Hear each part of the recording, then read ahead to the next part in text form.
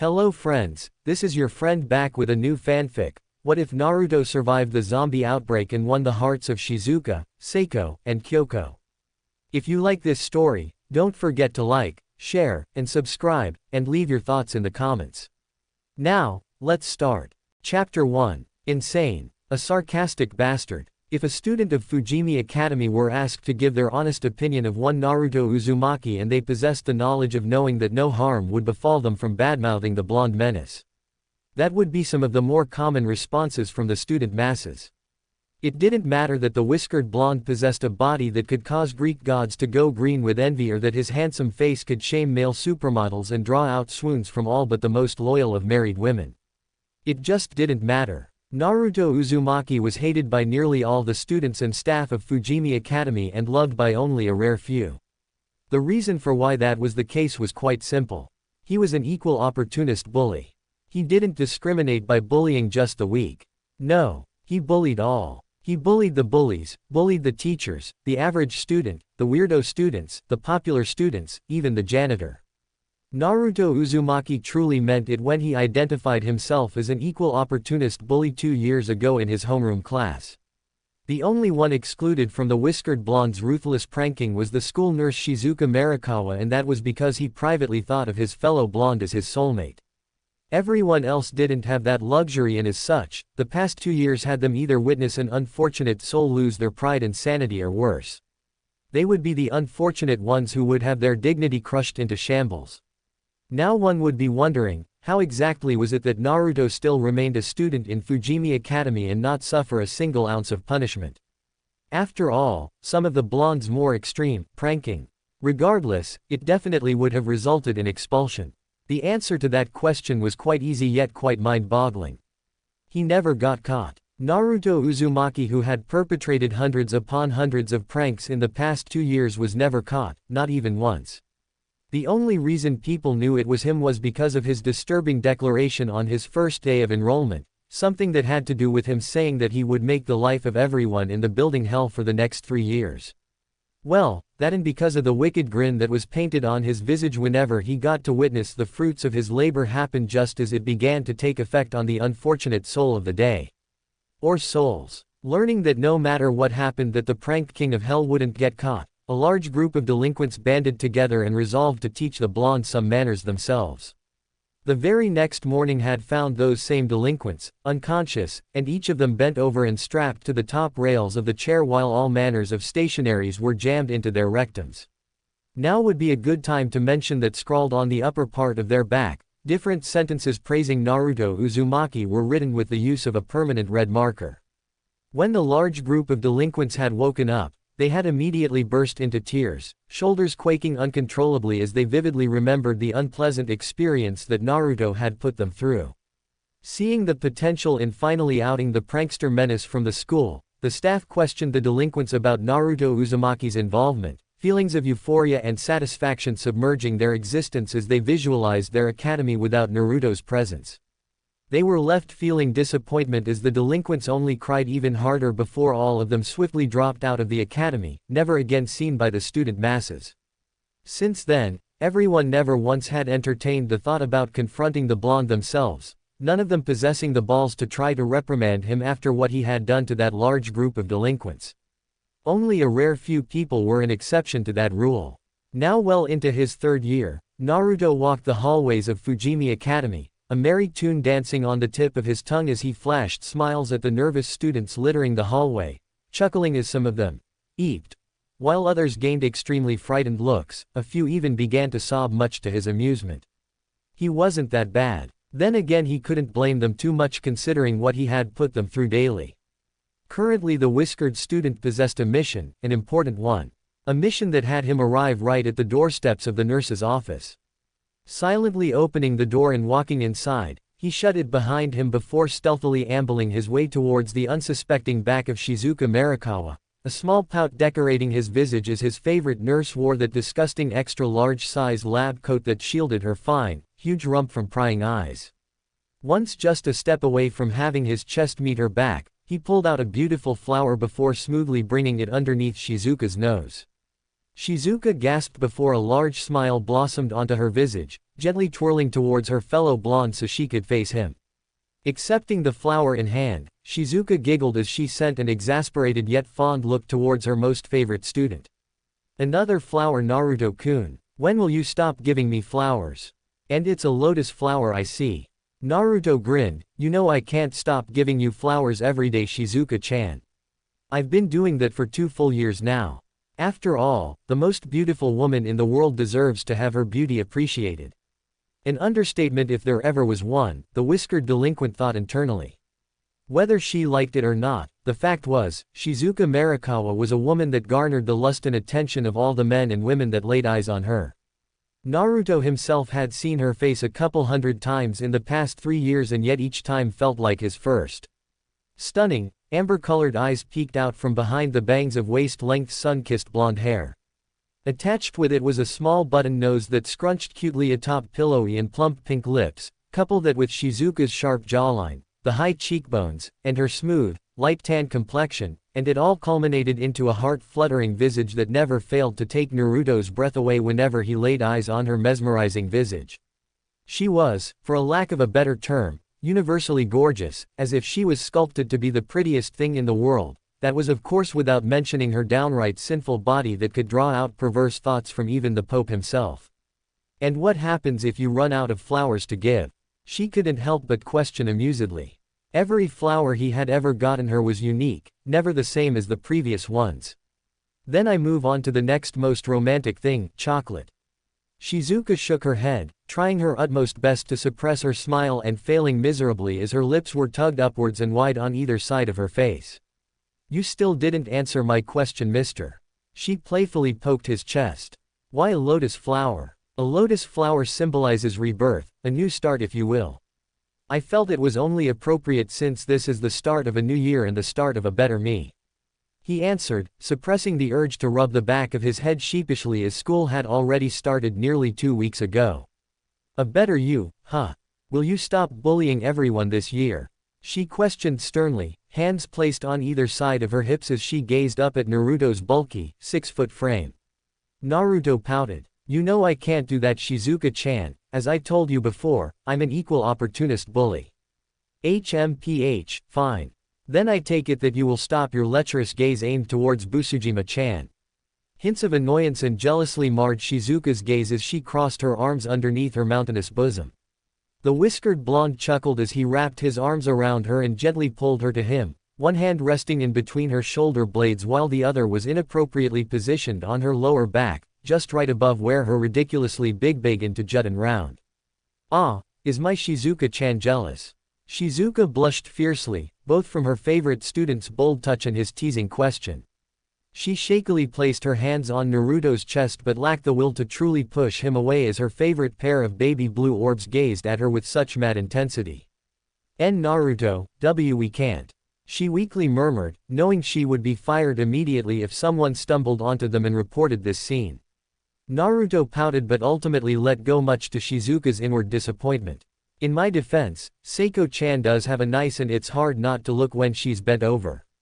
Jealousy crisscrossed Shizuka's features once more as she glared irritatedly at him. My's bigger. She accidentally blurted out before inwardly crying in mortification. Why did she say that? A pervy smile curled at Naruto's lips. I know. His response only caused her to feel even more mortified than ever. I don't think it's appropriate to be discussing this, Marikawa-sensei. A tick mark formed on the nurse's head as she pouted angrily at him. I don't want to hear about this from you. Mirth rumbled Naruto's chest before he hugged the nurse in silent apology. Saeko-chan can be very devious when she wants to be, but I'll try my best not to look.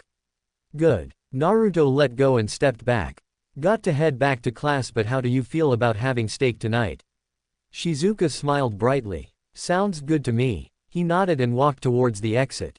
Oh, and Naruto-kun. Said student paused as he slid the door open, looking over his shoulder and tossing a questioning look at his fellow blonde.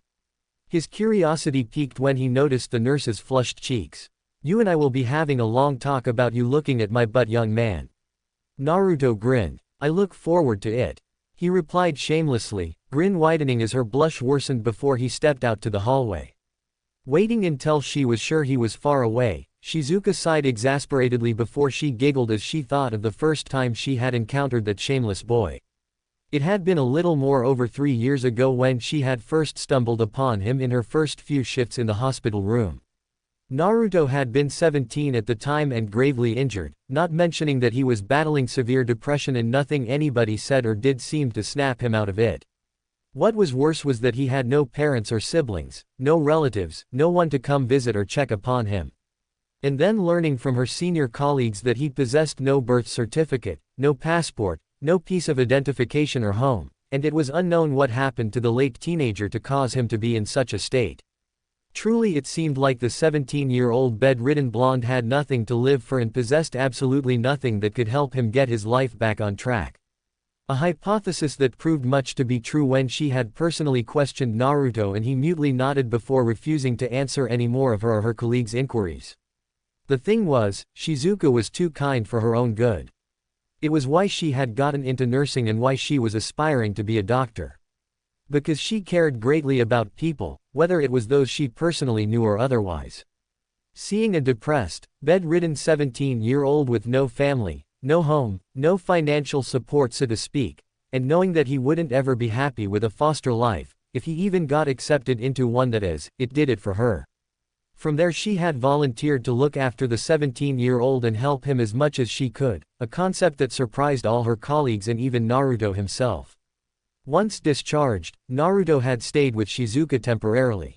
The first 4-5 months were especially difficult as despite her greatest efforts to be close to him, he was hardly receptive. But Naruto couldn't be cold forever and eventually had started to warm up to her and even began to regain the spark to live and move on. It was a work in progress, but she was delighted that he was finally moving on the right path. Shizuka till now had no idea what had caused Naruto to be severely depressed, though she had a few theories, and she was still clueless about how he had ended up in the hospital, but she didn't let her lack of knowledge deter her from getting close to the younger blonde. It was perhaps in the 10th month of living with her that Naruto had finally managed to fully right himself while simultaneously making the decision to release the Ika Ika series to the world. Saying he became rich was putting it lightly. In the span of a single month, he became a multi-millionaire thanks to the release of one of his godfather's pervy books, a rather massive change considering that for quite a long while, he didn't have 2 pennies that he could rub together. Now healthy in both mind and body and being as financially stable as he was, Naruto didn't want to take advantage of Shizuka's kindness and generosity any more than he already had, moving out of the place despite Shizuka's insistent protests that he wasn't an annoyance to her. There was only one small issue with him living on his own. He was still considered underage, and when it came to light that there was no records of him ever going to school, the government had cut him a deal that involved him attending an institution despite him nearing the age of 18, which was the age of third-year high school students. That was the deal he was forced to make, attend in graduate school, and he would be allowed to live on his own even if he was below the age of 20. Shizuka, who was immensely happy by all the positive turns that accompanied Naruto's life, was also very sad deep down as she had grown quite attached to the late teen that had been living with her for nearly an entire year. It didn't help that he hadn't reached out to her once in the following 2 months after he had moved out. One could only imagine her surprise when on the very first day of the school year 2 years ago that Naruto, who she hadn't suspected would be a future student of Fujimi Academy, had shown up to her office with a large bouquet of the prettiest flowers she had ever seen in her entire life. Naturally, Shizuka had been over the moon that day, not before scolding the boy silly for not reaching out to her at all since he moved out. It was almost funny really. Shizuka had always envisioned herself becoming close to the hospital patients, being their friends and what's not, but she hadn't ever foreseen herself coming to care so much about a specific patient, or ex-patient to be more accurate, like she had with Naruto. She giggled and shook her head once more. It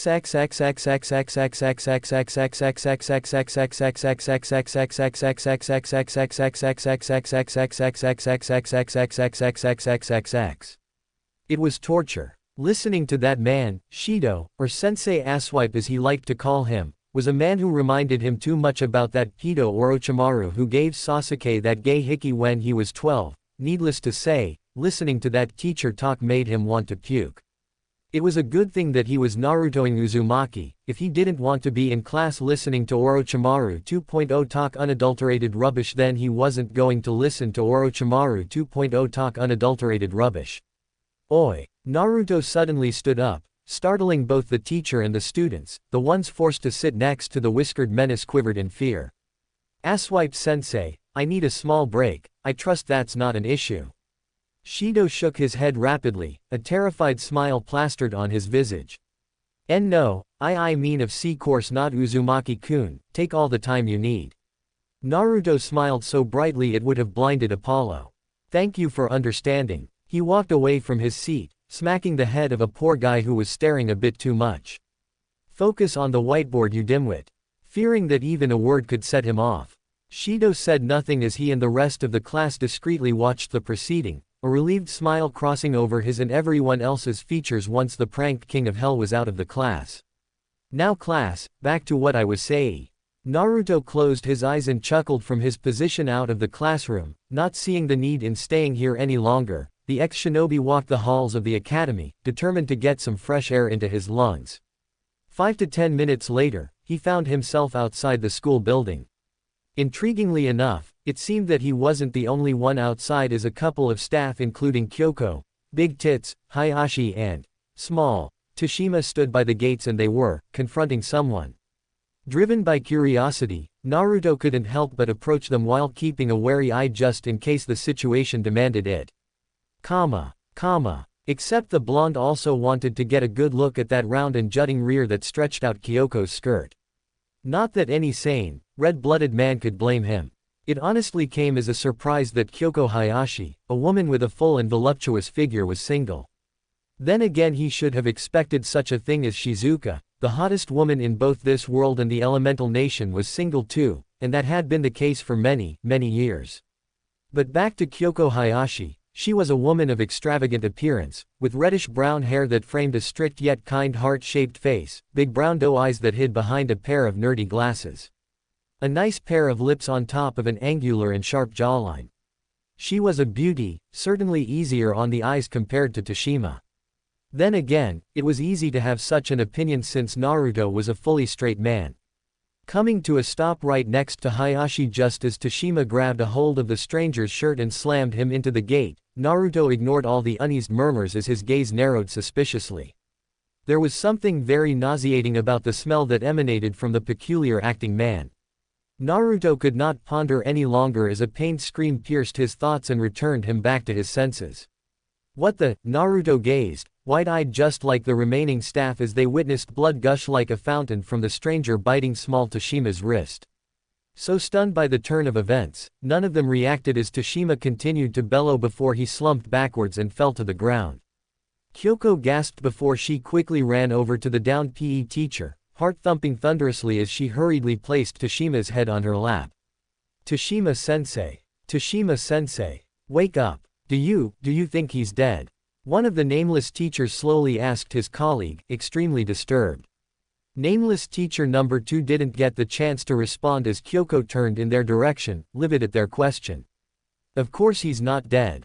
She thundered angrily before returning her gaze back to her longtime colleague. A twitch. Kyoko exhaled in relief as she noticed the subtle movement coming from the now moving and alive phys ed teacher. Oh Tashima, you had me so whoa. She stopped speaking as Tashima suddenly grabbed her shirt and yanked her down, eyes widening in astonishment as the bitten teacher lounged for her neck. A shower of blood erupted once more as teeth sank into flesh. Naruto grunted in extreme pain.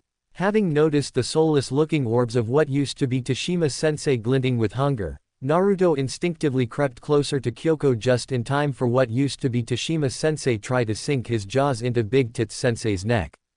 Fortunately, Naruto, who had anticipated such a thing thanks to watching so many horror movies with Shizuka-chan of course, reacted much faster and prevented it at the cost of zombie Tashima biting his own forearm instead. Yeah, I don't fancy getting bitten by menu weirdo. Naruto slammed his fist into zombie Tashima's face, watching with complete satisfaction as the man's dead body was sent flying a few feet away. You Uzumaki-kun, are you alright? Kyoko worriedly asked as she stood up, concernedly gazing at the red bite mark that was decorated on her student's forearm. Naruto hid a wince and nodded. I'm alright, big tits sensei. If it had been any other time, Kyoko would have bristled with anger before lecturing the whiskered blonde about manners and proper conduct. As it was, she could only shakily nod before another scream greeted her ears. Turning towards the source of that ominous sound, Naruto and Kyoko were bewildered to learn that the stranger from outside the gates from earlier had somehow gotten inside and bit nameless teacher number 1 while nameless teacher number 2 fled for his life. Grunting in annoyance, Naruto quickly whirled towards the female teacher, bending his knees as he wrapped his arms around Kyoko's legs and hoisted the startled women over his shoulder. You Uzumaki-kun, what do you think you are doing? She questioned, a color of light pink flushing her visage as Naruto ran back inside the institution. I can run on my own, Uzumaki-kun. No, you can't. You're wearing heels and there's a high risk of you tripping and having those zombies bite you. He replied. Kyoko Hayashi was rendered silent as the blonde did have a valid point, there was absolutely no way she could run in her heels.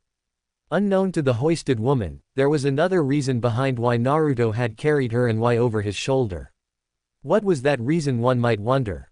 To enjoy the feel of that thick bubble butt jiggling on his face. Was he honest in that he carried her so she wouldn't trip? Absolutely. He wasn't gonna let someone innocent lose their life if he could help it. That said, he didn't see a reason not to enjoy himself as he saved a damsel in distress. Uzumaki-kun, you can let me down now. Kyoko subtly ordered. Naruto complied and lowered the ping-pong teacher, resisting the urge to pout as he rather enjoyed the feel of one of Kyoko's soft, thick cheeks wobbling on his face. Your arm, how does it feel? She worriedly asked before bowing her head sullenly. I am so sorry that you were bit because of me. It's alright, Hayashi-sensei, I do not blame you at all. He easily forgave her, much to her shock and immense gratitude. I've had meaner injuries, but never mind that. I have to go to the nurse's office and protect Shizuka-sensei. I take it that you wish to go to the principal and inform him of this development. He crossed his arms and stared at her expectantly. Kyoko nodded. I must warn him so he could announce and notify Eve. She was cut off from her speech as the principal's voice rang across the school. This announcement is for all the students and teachers. An emergency situation is taking place inside the school right now. All students must follow your teacher's instructions and evacuate. I repeat, all stu. Suddenly and without any forewarning, the sound of the principal's voice was cut off ominously, leaving all to question what happened. The answer to their unspoken question was given as low-pitched and horrendous groaning was heard across the school before the principal's voice followed. No, you stay away from me. Get back, Agok. For a full solid 10 seconds, no one said or moved an inch, too stunned by the awful scream before the sound of flesh getting ripped from bones resonated in their ears. At once, pandemonium erupted as students and teachers filtered out of the classrooms. In a desperate bid to survive, childhood friends turned and betrayed one another as one pushed the other aside in order to escape. A few people had unfortunately been knocked down on the unforgiving pavement, their heads stomped into bits as students and teachers alike rushed out into the hallway while not giving a rat's that they stepped on the body of some poor souls. In the sequence of chaos that had suddenly plagued the school, the ugly colors of a person's true nature was revealed as nearly everyone forgot their humanity, more concerned with their survival than that of their fellow friends and colleagues. Naruto grunted in annoyance before he turned to his horrified companion. Big tits sensei. I have to leave, go inside the empty classroom right behind me and stay here in the classroom, I'll come back for you. No, she screamed before toning down her voice much more considerably. I'm sorry Uzumaki-kun, but I can't let you go out there all on your own. What if you get bit again and this time you turn into one of them? The ex-shinobi waved off her worries. I'll be fine. Don't worry about me. Whether it was guilt due to the blonde saving her at the potential cost of his own or because of the duty she felt she must uphold as a teacher or perhaps both, Kyoko didn't know, but she couldn't allow her student, even if it was the most irritating one, to be all by himself when in times of crisis. I am not leaving you, Uzumaki-kun. It would be highly irresponsible of me to let you go on your own. Naruto sighed but couldn't help but inwardly look at the older voluptuous woman in a new light. All right, but be very quiet and sneaky. I don't doubt that the school is already filled with those, we'll just call them zombies for now. Kyoko nodded before her gaze turned wary as she eyed his bitten wrist. Just keep me updated on how you feel with the bite. If we're lucky and that seems to be the case, perhaps getting bitten doesn't necessarily turn you into one of those things. Naruto nodded in return at her reasoning but disagreed with her last statement. He was a bit of a special case. Sure, he was no longer a Jinchuriki and yeah, his chakra coils were damaged beyond repair, but he was an Uzumaki. A clan renowned for their strong life force and longevity, not mentioning, as he had later found out, a reincarnation of the sage's younger son. He may not be able to utilize his chakra anymore, but that hardly meant that the other gifts his blood had gifted with him would dissipate. Naruto hadn't turned because his body had probably already finished combating and defeating the disease within. The joys of being an Uzumaki. "All right, Big Tits Sensei, let's go," he commanded, silently walking to the nurse's office with the auburn-haired teacher following right after him. A protruding vein appeared on Kyoko's forehead. She glared lividly at her most troublesome student. "Stop calling me such a derogatory name. It's Hayashi-sensei to you, Uzumaki-kun." Naruto chuckled. "Kyoko-chan works perfectly for me, and please, call me Naruto." Chapter 2. It started with fear. Tendrils of the ancient and primal emotion slithered and moved with purpose, brushing against his heart and bringing about the unpleasant thoughts that he tried to force away about whether Shizuka Marikawa was alive or not. Naruto Uzumaki wasn't a fearful person by nature. Even before his unexpected arrival in this world, there was hardly anything that terrified him back in the elemental nation. The short list of things that scared him only became shorter once he was here. And it was expected, really. When one had the power to absolutely destroy a meteor of all things, there was not much that could scare that person. Even though that was no longer the case.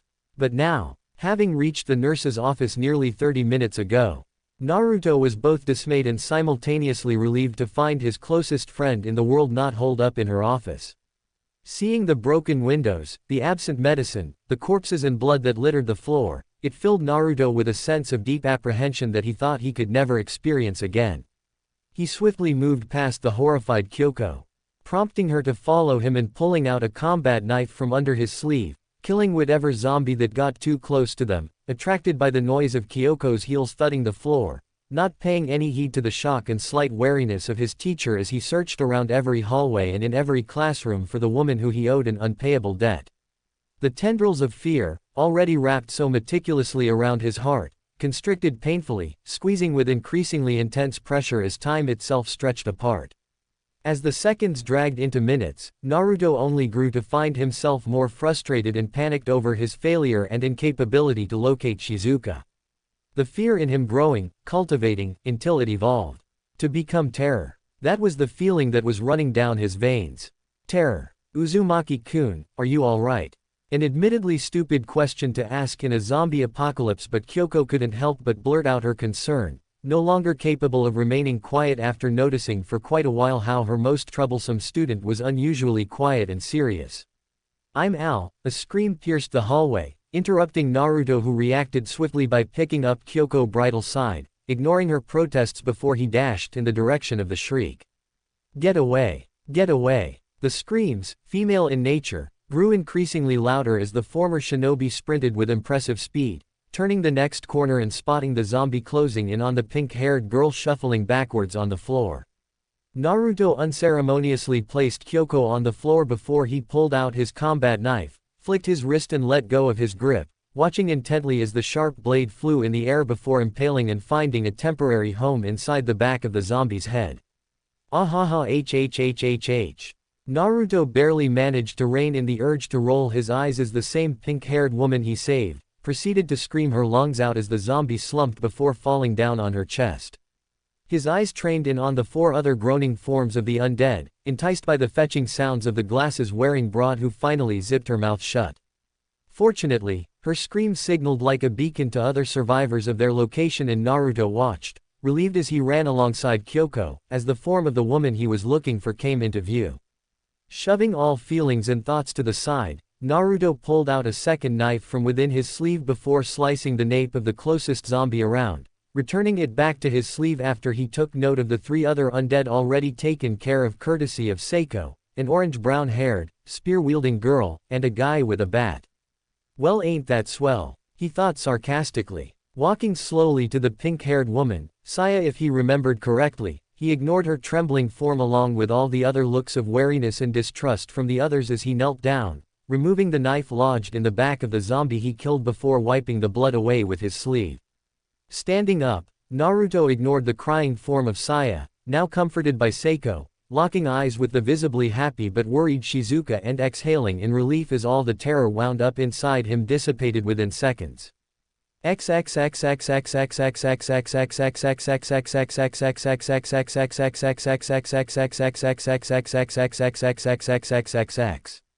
It was 20 minutes later, holed up in the large room, that Naruto finally allowed himself to really relax as he quietly pondered on the recent turn of events. Looking at the matter analytically, the fact that not even a single police officer had investigated the school meant that their hands were full. And considering how quickly the situation deteriorated with going from one walking corpse to hundreds. There were no two ways about it, the city and probably even the whole country was already infected. And maybe even the world. Naruto grimaced at the thought. If the situation wasn't so dire and grim, Naruto might have been impressed at how quickly this disease spread.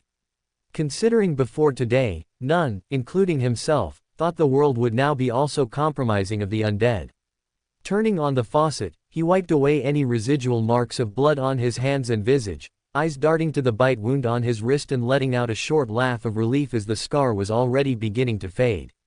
Naruto was almost certain that he would be alright. Not having access to his chakra anymore didn't mean his body's natural vitality would decrease. But of course, there was no way to know for certain until later on after he was put through the circumstances of getting bitten. And fortunately, his body came through like he predicted. Though speaking of fortunate, Naruto muttered a quick prayer of gratitude to God as his nerves really were set to fry with how much he fretted and worried about Shizuka. It had been a long time since he had begun to panic and feel terror like he had over 20 minutes ago. Seeing her alive and without any bite marks helped put his heart at ease. Was a bit of a shame that he didn't really get the chance to privately speak to her, but the shinobi was patient. Exiting the washroom, the sound of talking reached his ears and Naruto walked over to the group, exchanging a nod with Kyoko before he stopped to stand alongside Shizuka. Saya closed her eyes in silent frustration. Medical logic doesn't apply to corpses that move around and attack humans, worst case they might never decompose. Decompose? He was confused. First things first, we find out if our families are okay, then we must find a safe place to hold up for a while. Saeko stated. Safe place, Naruto uttered the syllables slowly, dragging everyone's attention to him while he turned to his favorite nurse. Shizuka-chan, you don't think that purple-haired friend of yours will mind too much if we went to her place and also borrowed some of her stuff? Shizuka blinked. Rika. No, I'm pretty sure she wouldn't mind. In fact, I'd imagine she'd want us to go and also put her weapons to good use. Rei narrowed her eyes in suspicion towards the relationship the two blondes seemed to share. She opened her mouth only to close it as Takashi spoke up. Weapons. What kind of friend do you have, Shizuka-sensei? Oh, Rika's the best. Shizuka gushed happily, a cheerful smile etched on her features. She's from the military and she has a lot of weapons that she stores in her apartment. I have a spare key she gave me as she is usually away and it was up to me and Naruto-kun to clean up the place. Okay. What kind of relationship do you have with this delinquent? Rei could not hold back from asking, her curiosity shared and matched by the other occupants of the room as they stared curiously and suspiciously at the duo. Even Saeko, who had been around the pair, failed to understand the dynamic between them and wanted to know for quite some time. Inwardly grinning mischievously, Naruto decided to answer that question before Shizuka could respond. If you really must know, we're secret lovers, he said with utmost seriousness. Nani? Naruto winced and covered his ears as Rei, Kyoko, and Saya bellowed their confusion. Muttering another prayer of gratitude that the room they were in was soundproof. Why? He had no idea and frankly, he didn't care. His eyes flitted across the rest and he could see Takashi and Kutra as he learned their names, gushing out blood from their nostrils while nodding approvingly at him. Saeko was the only one who didn't believe him, it seemed. Quite expected, as she was a regular victim of his pranking and was well aware of his mischievous nature. Though he knew it was a bad idea, Naruto could not help himself from expanding upon this fun and harmless prank. Me and Shizuka-chan even had a go today, she likes taking it in the rear. Interestingly enough, the fountains of blood that spurted from the nose and drenched the room emerged not only from Kutra and Takashi, but from Rei and Kyoko as well, who had massive blushes of their own on their features. Even Saeko and Saya were blushing. Suddenly, Naruto's danger sense went haywire. He shivered as the hair on his arms stood to attention. A positively evil giggle rang from behind him and Naruto gulped before he slowly turned around and wished he hadn't. Shizuka smiled brightly, too brightly, eyes closed as her shoulders shook in what was either supposed to be mirth or fury. Bam! It was fury. Naruto realized that the hard way as he nursed the comically large bruise on his head, wincing as he held his head and sent her an annoyed stare. Shizuka scowled and cracked her knuckles. She looked menacing, or to be more accurate, would have looked menacing if not for the fact that her face was drowned in a mesmerizing shade of a red rosé. That's not funny, Naruto-kun. The ex-shinobi pouted. I disagree. Look, we do not have time for this. What we need to do is take the keys to one of the buses, get out of here, go to Shizuka-sensei's friend's place, and get some weapons to defend ourselves. Saya interrupted furiously, returning the tense atmosphere to the group. While I would have been kinder with the tone, it doesn't change the fact that Takagi-san is right. Kyoko spoke up, the blush fading away as she rummaged through the drawers before finding the key to one of the buses. So let's not waste any precious time, we can't afford to in this perilous situation. Naruto looked around, seeing everyone puff up their chest in determination had him wondering if he was in some sort of anime. The synchronous reaction was too much. Well, if he really was in an anime, now would be his moment to shine. Alright, listen up losers. Seeing the unhappy look in the face of his most favorite person in the world, he added. Except you, Shizuka-chan, you're awesome. Shizuka blushed before giggling lightly at Naruto's charm. Our goal is to reach the school bus and get out of here. We can go guns blazing even if we have no guns, but there are only God knows how many zombies out there. Our best approach is stealth, so minimize the noise and be quiet. He ordered. I'm sorry, and who made you boss, you delinquent? Rei looked at him challengingly, loathing the idea of having to follow the leadership of Naruto Uzumaki of all people. Takashi, Hirano, and Saya shared uneasy looks while both Shizuka and Kyoko looked conflicted. Only Saeko seemed unbothered by his desire for leadership. He sent her an unimpressed look. Me. Now unless you want itching powder stuffed down your gullet and green hot peppers strapped to your nostrils via tape, I suggest getting used to me taking charge. Understood. He raised his voice a little at the end. Rei paled and nodded her head rapidly. She may have detested the idea of Naruto leading them, but she detested being a victim of his brutal pranks even more. Wonderful. Naruto clapped his palms together before sending a cheerful smile towards his fellow students. I trust you all don't have an issue. The answer to his question arrived in the form of feverish shakes of the head and nervous smiles. Good, then let's get out of here. Naruto declared as he slid the door open, stepping out into the empty hallway before he looked over his shoulder at his group. Alright, here's the formation, Triple Chin-kun. Naruto said while pointing at a visibly depressed Kutra. You're out front, put your skills with that weapon to good use. Hi sir. Kutra saluted him, his sadness disappearing as quickly as it appeared as he moved forward. Turning to Takashi and Rei, his lips quirked into a normal, yet scary grin. Rotten cheeseburger, annoying orange. You two will be together on the left side of the formation. Naruto ignored the growls and clenched teeth from the duo as his eyes descended on his second most favorite person in the world. Saeko-chan. Despite her greatest efforts, Saeko felt her lips get tugged into a smile. Yes Naruto. Be a deer and guard the right side. She nodded and moved in position. Shizuka-chan, Kyoko-chan, and Howler Monkey, seeing as you three are not the fighters in our group, you three will be in the middle while I guard our rear. Without fuss, they went into the center, Saya mumbling curses as she glared at the shinobi who didn't even notice her ire. Before we begin, is there anything relevant that any of us need to know? They react only to sounds. Saya declared. They each individually have the strength to break down a door, so avoid getting caught in their hold. Saeko added. Good to know. Naruto nodded at both of them. Although that sound theory will be needed to be tested out, there is no harm in being silent and stealthy. Now with that out of the way, let's get moving.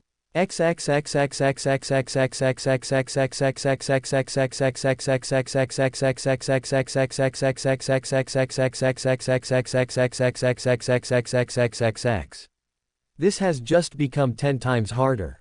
Naruto idly mused as another group, one they had saved, joined them. Survival of the fittest, he supposed. As Naruto brushed past the door, the metal weapon of one of the male members from the other group carried, banged lightly against the rails of the stairs, generating a loud echoing sound heard across the entire school campus. On cue, every zombie appeared and Naruto flamboyantly gave the man responsible the middle finger. "Run!" Takashi bellowed as he dashed forward, his form flanked by Saeko, who proceeded to smash her bakken into the gray faces of any zombies too close for comfort. "Why the hell would you scream? Now the entire school probably heard you." Saya screeched at her childhood friend. "Less talking, more running." Naruto barked, ducking underneath an arm swipe as he made for the bus. "Air." The ex-shinobi grimaced as the sounds of screaming with maws sinking into flesh reverberated into his ears. If he had access to his chakra, protecting everyone would have been child's play. Leaping to the side from a zombie that lurched in the position he was formerly in, Naruto slashed at the gray-skinned cunt before he resumed his running, his impressive, otherworldly biology allowing him to easily make up the distance as he protected Saya, Kyoko, and Shizuka from any of the bloodthirsty undead from behind. Fortunately, the distance to the school bus hadn't been excessively far and Naruto stood guard in the parking lot as Shizuka entered, slashing and killing away at the nearby zombies with Saeko and Takashi assisting him in. Whoosh! A nail flew in the air before finding a home in the forehead of a zombie that got too close to Takashi for comfort. Naruto looked over to the open window and nodded approvingly at Triple Chin Kun before focusing back on the horde of undead that he needed to eliminate. A task that was none too hard for the blonde, who was already making swift work of them, slicing at their head and dancing around them for the fun of it. Suddenly, the sound of the bus came roaring to life, and Naruto had to grunt as his fun came to an end, cleaving through the horde with finesses that didn't belong to this world. Turning to the awestruck Saeko, who had just mere moments ago witnessed his skill, Naruto flashed her a charming grin and bowed. "After you." The president of the kendo club snapped out of her stupor and couldn't help but send her friend an amused smile. "Being a gentleman now, are we? Better late than never," he replied while delivering a spinning hook kick to the temple of an undead attempting to jump him from behind. Saeko giggled before entering inside. Takashi followed soon after. "Help us." Naruto paused as he entered inside, turning towards the direction of the cry and watching mutely as a group of students alongside Shido-sensei ran to them. "Who is that?" Takashi softly questioned. "Shido. The teacher of classroom 3A, Saeko answered him. "Everyone, we're ready to go," Shizuka announced to the group. Kyoko abruptly turned to the nurse. "Don't leave just yet, Shizuka-sensei, we must wait for the other group to reach us." Ray went red with fury. "We are not letting him come with us. Are you insane?" Takashi looked at her incredulously before a hint of anger crept to his tone. "We can't just leave them," Naruto interjected before the group could dissolve into an argument. "We are waiting for them. While I am none too fond of that teacher myself, the students with him shouldn't suffer because of your grudge against Shido." Ray bit back her retort, crossing her arms underneath her ample chest before angrily looking away. "Guys, we have lots of them out on the front," Shizuka panickily announced. The former shinobi gazed out front and true to the nurse's word, he could see plenty of those undeaders blocking the path to the exit. "Then just run them over," Takashi replied tensely. Saya looked irritatedly at her childhood friend. "Not an option, the bus will roll over if we don't do something about them." "I will take care of them, Shizuka-chan, get ready to leave once they're on board," Naruto ordered before he jumped out, ignoring Shizuka's shrieks to get back in as he pulled out his twin knives before he leapt at the closest zombie around. Having trained extensively since the age of 6, the very art of fighting was ingrained into Naruto's very soul. He may have lost his ability to use chakra, yes, but years of practicing the katas, the motions, the muscle memory of stances and forms, they didn't just go away. No. Fortunately, Naruto still remembered how to kick and he did it pretty well. While it would come off as arrogant, the fact was, Naruto could face the most skilled martial artists this world had to offer and he would still emerge victorious even without his chakra. His skills as a hand-to-hand fighter were just on another world, quite literally if he wanted to brag. Against the most skilled fighters, Naruto barely broke a sweat, but against these bumbling, walking corpses, it was a slaughter. It mattered not that 24 of the undead circled the blonde in an attempt to feast on his flesh. Naruto was just too fast, too skilled, to be caught by the sluggish movement of the undead corpses that could be beaten by fresh out of the academy genin. Everyone in the bus watched silently, transfixed by the deadly display as Naruto danced and cleaved through the crowd of zombies. Yet despite their amazement and awe, one in particular felt her heart sadden at the reminder that for how close they had gotten, there was still much she didn't know about Naruto as she would have liked, much about him that remained a mystery she seemingly couldn't uncover. Shizuka snapped out of her melancholy just in time to watch as the second group arrived before the students began pouring into the bus and finding a seat for themselves. She barely managed to stop herself from shivering in disgust as Shido's lecherous gaze, hidden behind a warm facade, traced over her body before he smiled widely. "Iu, I am grateful for your compassion, Shizuka Marikawa," he said with what he hoped would be a charming accent. Swallowing back the vial that she almost let loose, she gave a shaky smile as she opened her mouth to respond. "And I would be grateful if you sat your skin in a seat, Wipe-sensei." Naruto spoke from behind him, saving Shizuka the trouble of replying as he climbed up before glaring at the shivering form of the sweating teacher. Why yes, Uzumaki-kun," Shido stuttered before heading all the way to the back to keep some distance between him and the blonde menace. Naruto scoffed before looking over at Shizuka. "Shizuka-chan, get us out of here and to Rika's place," he commanded softly before walking over to one of the empty seats and laying there. Taking a deep breath, Shizuka put the bus on gear and stomped on the gas pedal. The bus lurched forward in response, the sudden force on the pedal causing everyone to be pushed back into their seats as the large vehicle accelerated forward. She navigated the bus until it was on course for the front gate, eyes widening in panic at the number of living corpses standing in their way. "They're not human, they're not human, they're not human," Shizuka repeatedly chanted as she applied more force on the gas pedal, smashing through them before the large vehicle reached and plowed through the front gate. To her and everyone's relief, the bus broke through the gate without issue and Shizuka spun the wheel to right the vehicle in the right direction before driving away, leaving behind a courtyard full of undead, once normal students. Silence prevailed on the bus, whether it was due to shock, exhaustion, unfamiliarity, or a different reason altogether, no one knew.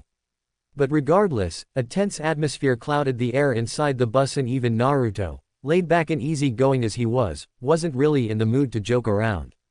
Unfortunately, not everyone was in the mood to pipe down and relax. Sonoda, never one to read the mood and also lacking any sort of semblance when it came to manners, tched rather loudly. "Where are we going? And why do we have to go wherever you guys want? Couldn't we have just found a well-supplied room and stayed there until things settle down?" "Yeah," one of the students from Shido's group, a small homo sapien with seemingly no redeeming qualities, quipped in. "It would be a lot safer than just randomly driving on the road." Naruto inwardly rolled his eyes at the statement. That sounded like a brilliant idea, he thought sarcastically. Saya looked over at the pair with clear annoyance, her thoughts unknowingly mirroring the blondes. "Have you both forgotten that it was you all who ran to us?" She stressed that point, ignoring the growling of the larger man as she hmphed. Takashi nodded in clear agreement. "That's right, it was you guys who made the choice of leaving school alongside us, we didn't choose for you." Evidently, that was the wrong thing to say as Sonoda's eyes narrowed in rage. "What did yo?" Shizuka slammed hard on the brake, almost knocking the delinquent over as she unbuckled her seat and turned around to let her ire be known. "That's enough. I can't focus on driving with you all yelling." Her outburst effectively stunned everyone inside the bus as it was a first that they had witnessed the incredibly kind, patient, and soft-spoken woman lose her composure. The only one unfazed by the rare display was Naruto, who had most of the times seen and a few times been on the receiving end of Shizuka's temper. There was something else instead that occupied Naruto's full attention. Namely, it was Shizuka's fat shapelies that swung in the air, bouncing with a vigor that had his mouth watering. Watching those huge tits as they stopped their incessant wobbling before coming to a complete stop, dangling in the air for all to see. Naruto stifled a groan as blood rushed down to his junior. Shizuka was definitely bigger than Tsunade in the department. Ass too. He thought with a perverted grin. But while Naruto feasted his eyes on the buffet of enormous, everyone else was preoccupied with other matters in mind. Sonoda clenched his jaw and looked away. So tell me, what do you want to do? Saeko asked him sharply, arms crossed as she eyed him stoically. He gritted his teeth as he eyed her, gaze still filled with barely repressed rage. I just can't stand this guy, he declared while pointing his fingers at a perplexed and surprised Takashi. Me. Takashi stuttered in surprise. The hell did I ever do to you? I don't even know you. Bastard. Sonoda roared before he lunged forward only to kneel on the ground as Rei slammed the back end of her spear into his stomach in the same fashion a baseball player would slam their bat on the baseball. Huh. Sonoda coughed saliva before Rei threw him on his back with her spear. Ouch, can't imagine that being too good on the pride. Naruto mused as he gazed at the groaning and downed form of the dyed blonde. Rei wrinkled her nose in disgust. Asshole. The sound of clapping filled the air and Naruto had to roll his eyes as Orochimaru 2.0 dramatically walked into the scene, stepping over Sonoda and gracing the childhood friends with a large and nauseating fake smile. Wonderful work Miyamoto-san, exemplary even. You took action when the situation demanded it, but that now begs the question, who must we rely on when a situation calls for immediate and swift action? After all, in order for us to survive as a group, we must coexist and function well together, and that can't happen if we all take different actions of our own. We need a leader. Kyoko narrowed her eyes. And let me guess, the only one qualified is you. She questioned sharply, not amused with his obvious agenda. Why, of course, Kyoko-sensei. Shido nodded with that disgustingly fake smile still plastered on his ugly mug. I am an adult, and while you and Shizuka-sensei are adults too, Shizuka-sensei happens to be the only one who can fill the position of being our doctor. I won't disagree with you there, nor on the idea of needing a leader, but what makes you think I shouldn't lead? She challenged. Shido smiled condescendingly. The answer is simple, and do forgive me if you feel insulted, but the position of leader belongs to the one most competent. He answered while throwing a hand back towards the students he saved. The proof is right here for you to see. I helped save those students. One by one, the features of the students saved by Shido contorted into one of helplessly blind admiration, the sheer abundance of respect and happiness present in their visage making everyone else not part of the slimy teachers group want to gag. Kyoko lost the ability to speak, remembering clearly how she was all but useless the entire time. Hell, she had been the reason that Naruto got bit. Eyes widening in remembrance of the incident, Kyoko had to stomp down on the urge to ask and unintentionally expose Naruto about his current condition. All the turmoil and chaos had caused her to forget about the matter altogether.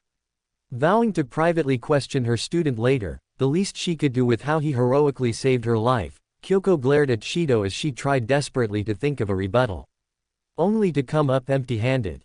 Seeing as though he managed to render his greatest opponent speechless, the smile on Shido's lip spread an inch wider. And I'm going to stop you right there. Naruto suddenly interjected, causing everyone to peer at him in surprise before a few released muffled snickers at the derogatory name. First of all, you act as though we are all part of one group. He sighed dramatically and shook his head. Unfortunately, for you that's just not the case.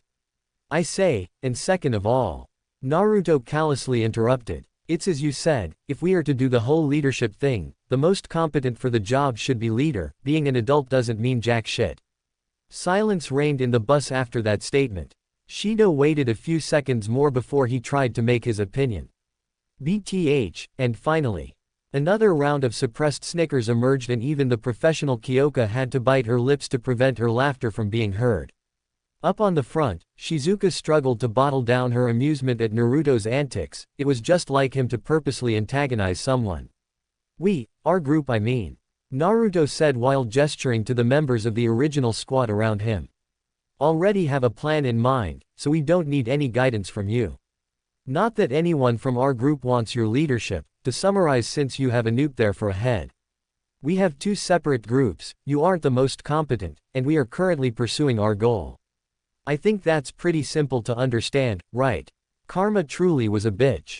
It was now Shido's turn to be speechless. The teacher offered a shaky smile before recognition suddenly dawned upon him and his lips curled into a malicious smile.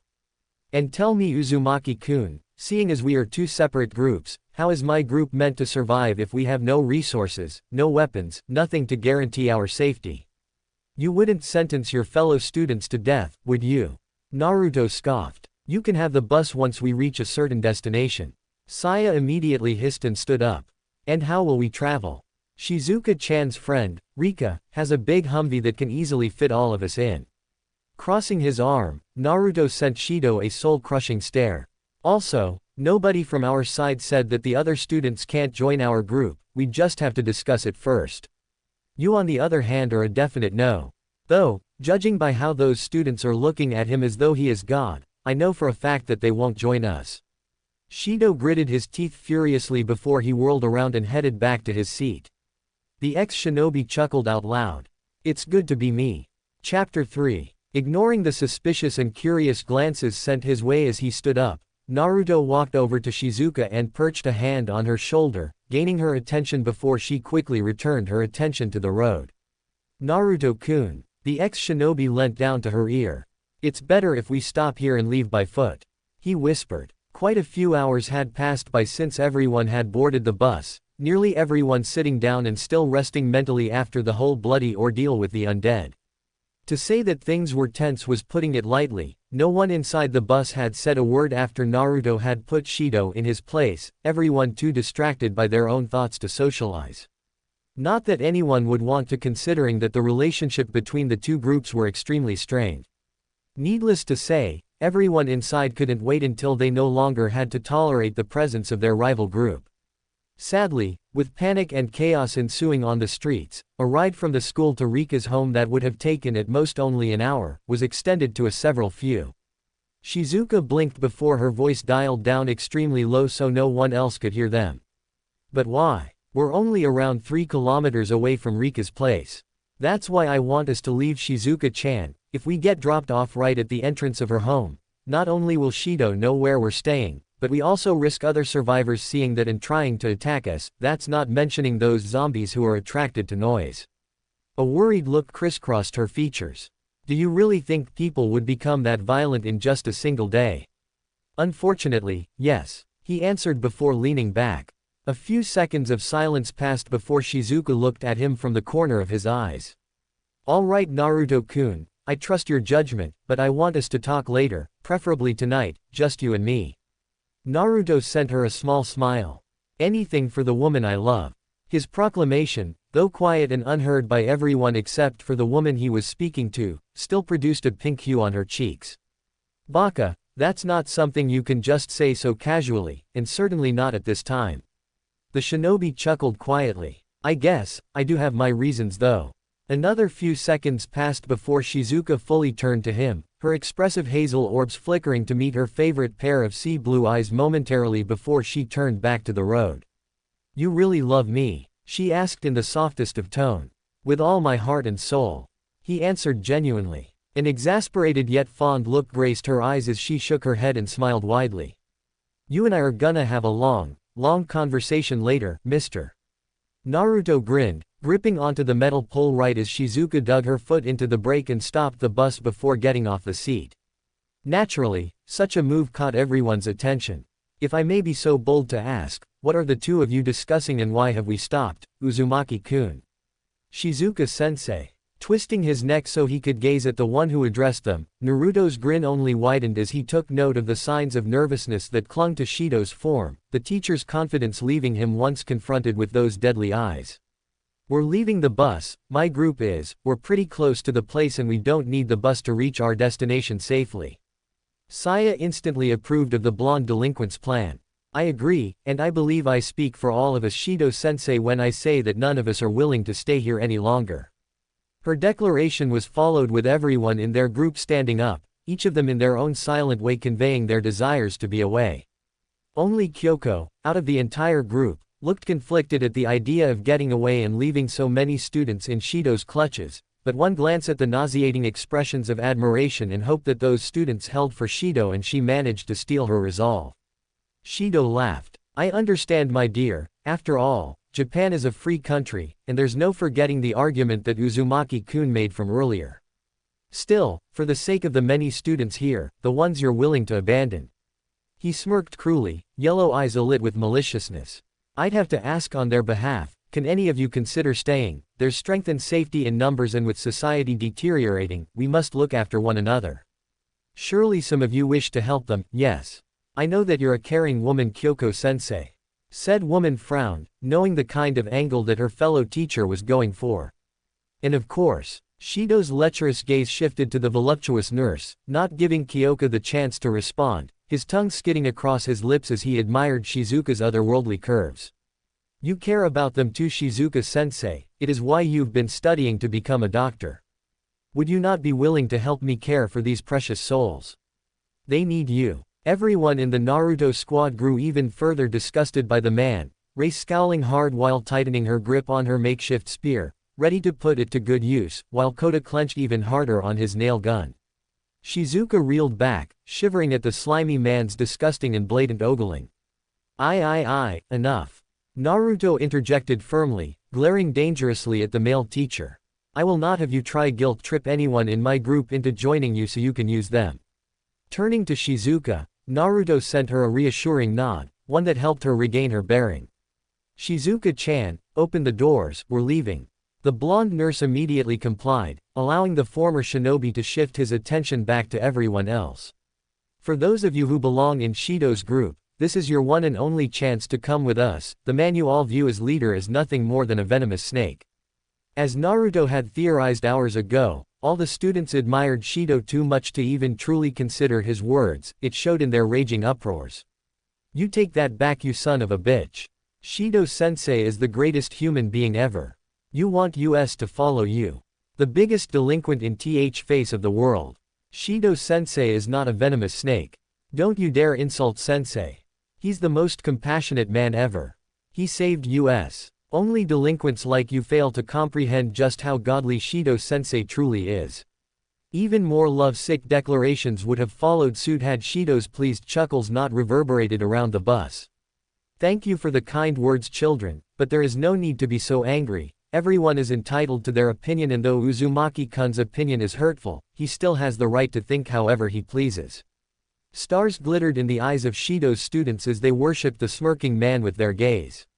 Naruto nearly gagged at the sight.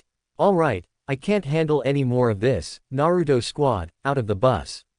Everyone in said squad was more than happy to comply with their leader's order.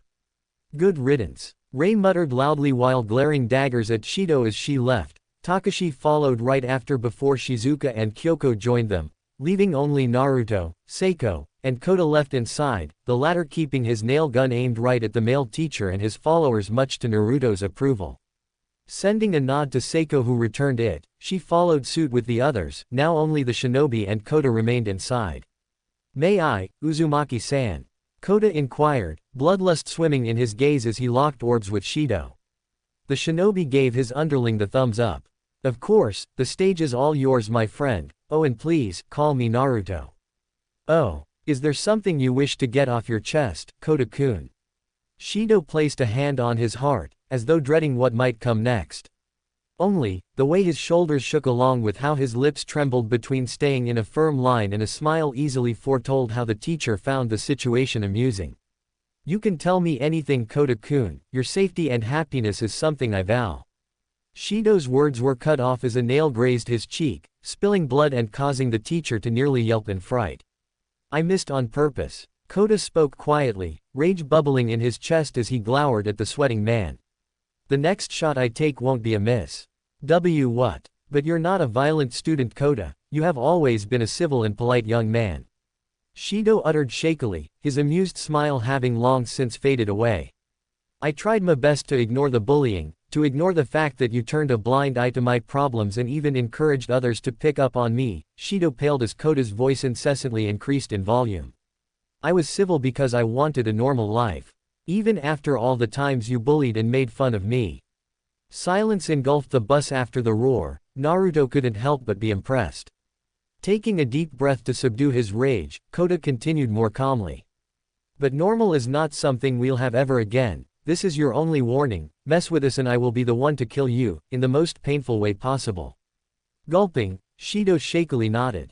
Placing a hand on the gun otaku's shoulder, Naruto sent him a nod before they both backtracked to the exit. Adios to you all, deranged cult. The ex-shinobi gave them a two-finger salute before both he and Kota finally left. Everything all right, Kota? We heard you yelling. Takashi stepped forward in concern. Kota rubbed the back of his head sheepishly, reverting back to his meek demeanor much to everyone else's amusement.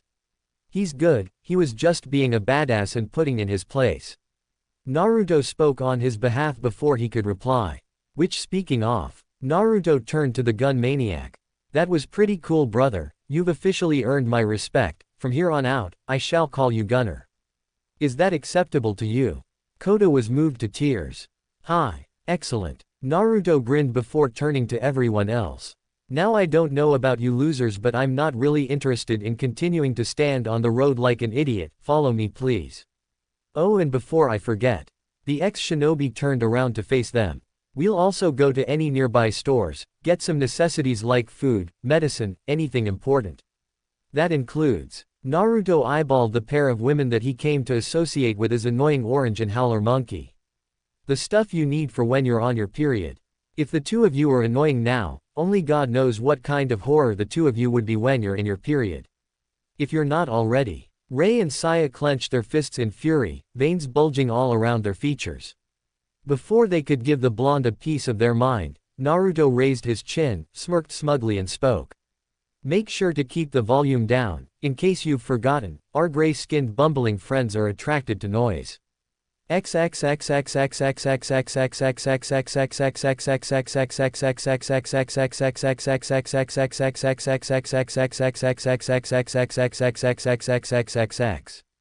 With the Naruto squad raiding a few abandoned stores, it took them a bit longer before they had finally made it to the residence of Shizuka's residence, having taken somewhere around an hour to an hour and a half until they finally reached their journey. Fortunately, they hadn't met any survivors on the way and the undead they had encountered were few in numbers. Made sense since nearly everyone was heading to the bridges to escape all the chaos. Now well into the early night, it came off as no surprise that after making sure that no one was inside the house that the first thing the girls did was claim the bathroom for themselves, calling dibs on showering first and forcing the boys to be productive in the meanwhile. That's how Naruto initially found himself wound up with Takashi and Kota, watching the pair amusedly try relentlessly to open the safe inside Rika's bedroom. He was more than content to just watch, but alas, Kyoko, the only woman who didn't get in with the remaining girls inside the bathroom, was intent on privately conversing with him. Naruto knew what the topic was about. It was obvious really. Truth was, he was surprised that she took so long to confront him. But hey, whatever. Which was why he currently stood face to face with the lovely, redhead. Brunette. He was just going to think of the woman as a redhead. Well anyway, he stood with her outside in the backyard, away from the curious eyes of everyone else. Kyoko-chan, how are you? He asked with a silly grin. Feeling her eyebrows twitch at the casual use of familiarity with her name, Kyoko had to resist the urge to scowl as her most troublesome student pressed her buttons. Uzumaki-kun, we need to talk. About your arm. Her eyes softened a great deal before she looked down in guilt. I'm so sorry Uzumaki-kun, you getting bit as my foul wa. What are you doing? Kyoko felt herself blush, scandalized as Naruto playfully pressed a finger into her nose before pulling it back. Naruto grinned. What do you think, Kyoko-chan? I just booped your nose. Be serious Uzumaki-kun, you can turn into one of those things and it's my fault. The shinobi laid a reassuring hand on the teacher's shoulder. You have no reason to worry Kyoko-chan, take a look. Pulling up the sleeve of both his arms till they rested on his elbows, he showed off his forearms, slowly twirling them around so she could see the bite wound. There's no sign of a scar. She murmured in shock, fretfully. She grabbed a hold of his arms, bringing them to eye level so she could examine them closer. She took her time, looking all over his arms again and again. There's nothing. I remember seeing the bite wound on your left forearm, and yet there's nothing. How? Kyoko let go of his arms, so utterly surprised by the unexpected twist. The answer is pretty simple Kyoko-chan, it's because the scar has healed. Huh, oh, didn't I tell you? I'm an alien. Kyoko blinked. Having a good idea of what probably would come next, Naruto covered her mouth with his palm just as she bellowed. Huh. He grinned while returning his hand back in place. Surprise. What the hell do you mean by you're an alien? This is no time for jokes, Uzumaki-kun. Okay, fine. I'm a ninja from a different dimension with all kinds of special powers. He said with a snicker. Kyoko clenched her jaws in frustration. For the love of all things holy, can you just be straight with me? Naruto lost his cheerful deposition as he eyed her seriously, causing the redhead to nearly step back in surprise. Alright, the truth is, I don't really know how or why, but ever since I was a kid, I learned that I had a strong healing factor. Naruto half lied and half spoke the truth. It's been like that all my life and I never brought it to anyone's attention because I know it would bring me the wrong kind of people into my life.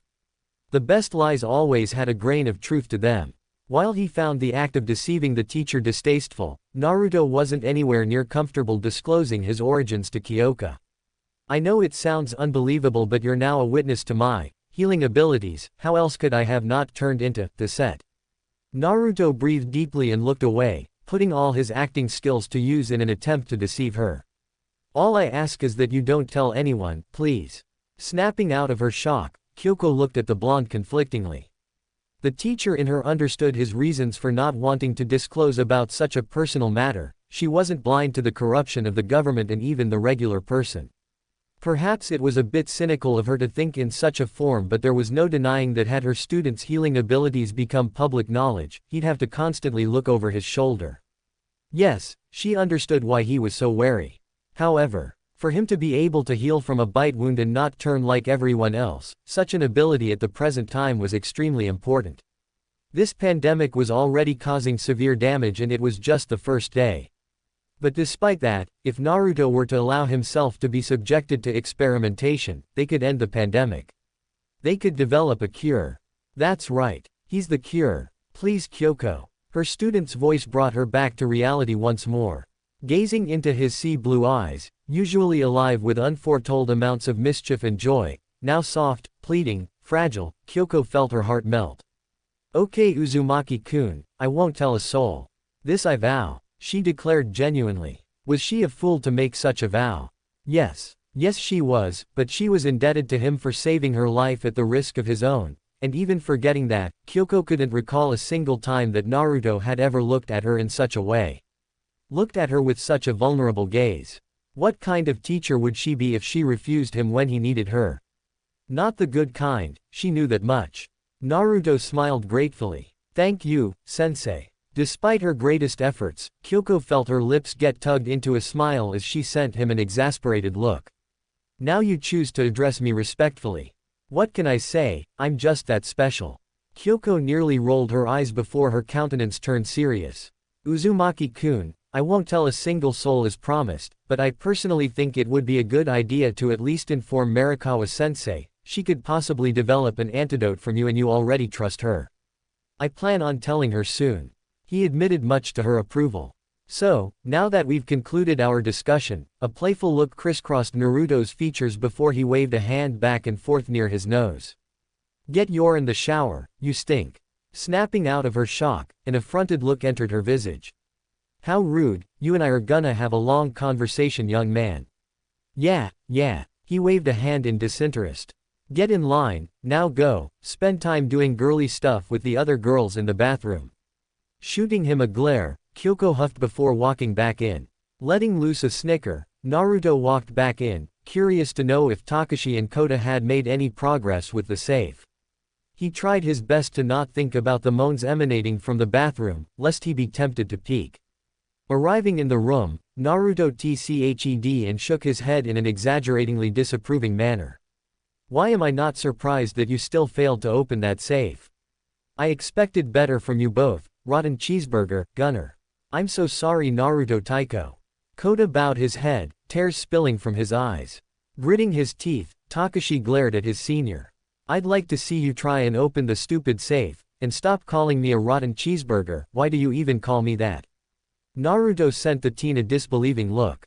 Are you an idiot? The answer is pretty straightforward. It's because your personality is just so boring and awful. just like a cheeseburger that's way past its expiration date. He answered while walking to the safe. Now if you gentlemen don't mind, I need a little spa, aha ah. Miyamoto-chan. This is so inappropriate aha aha. Comma. Like a set of dolls, Naruto, Takashi, and Kota turned their gaze to the wall, as though they had X-ray vision and could peer right at the source of those noises. Closing his eyes in thought, the ex-shinobi nodded in approval. Kyoko-chan has definitely joined the party.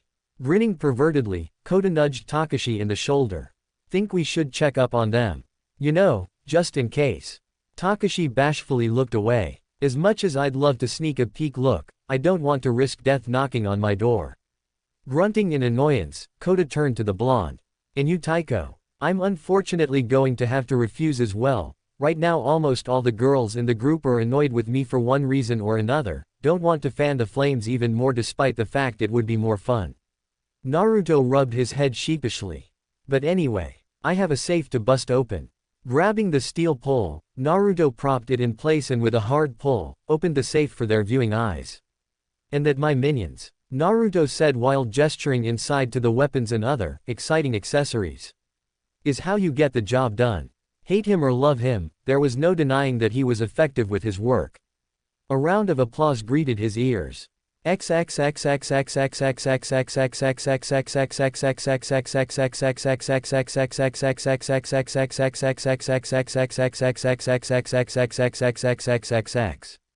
Time skip. 2 hours later. Leaning on the rails of the balcony, a frown crisscrossed Naruto's features as he heard all the groaning and screams a bit far away inside the neighborhood. With his biology, all of Naruto's senses including hearing exceeded that of a regular human, and while it was normally a gift, at the present moment, he thought otherwise. Not even a sadist would enjoy the kind of pained screams that the thousands of civilians had been releasing today. And while the volume was dull and low, it still painted a good picture of what kind of horror was going on. The kind that he unfortunately found himself unable to prevent. The ex-shinobi barely quelled the urge to sigh. If only I could use chakra again. So distracted by his thoughts, he grew unaware of the world around him till he felt a pair of arms sneak around his midsection along with a pair of mounds pressed on his back. Naruto's eyes widened slightly before he shook his head with a small chuckle. Shizuka-chan, how many times did I tell you not to do that?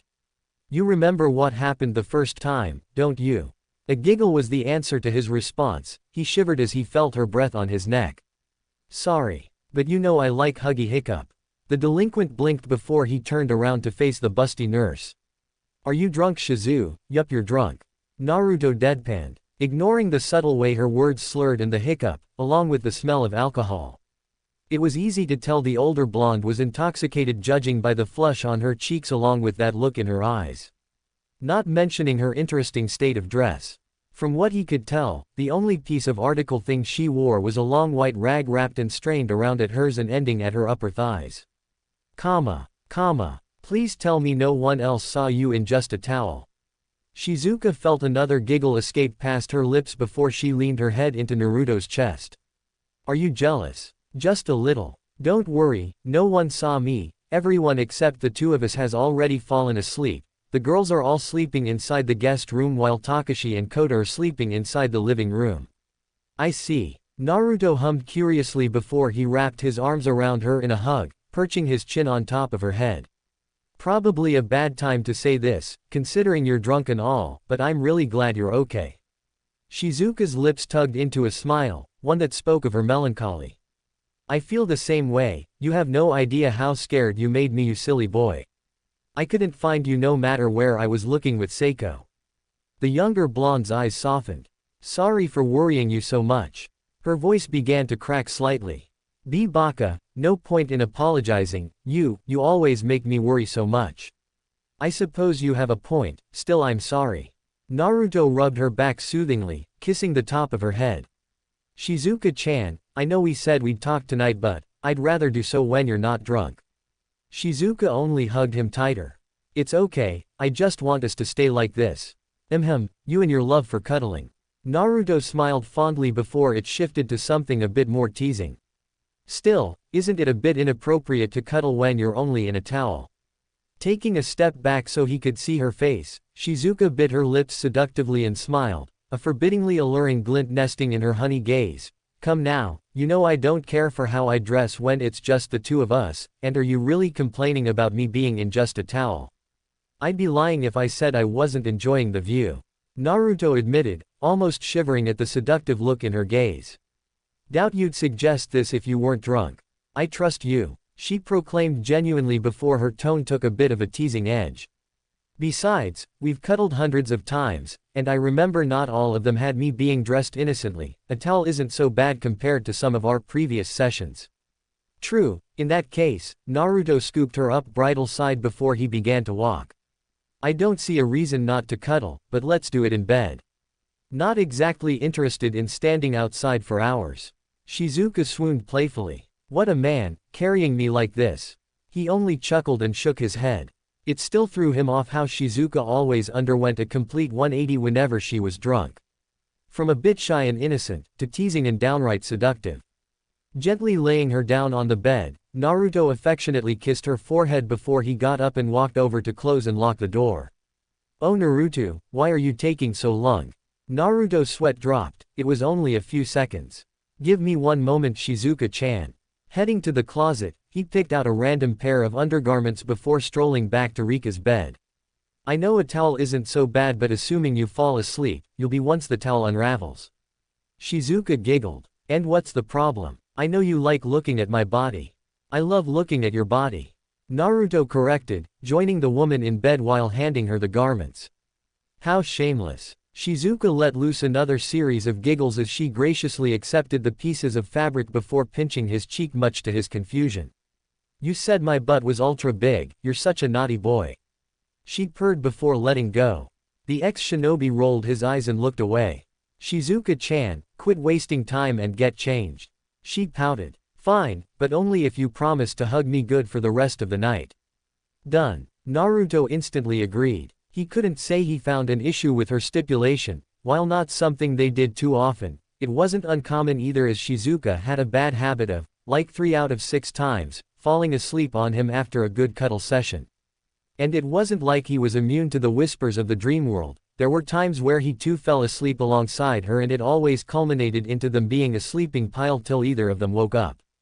That was off course without mentioning the few times when they would watch horror movies together, getting scared half to death. Shizuka would always refuse to allow him to leave and would force him to sleep with him for the next few days until she would finally get over her fright.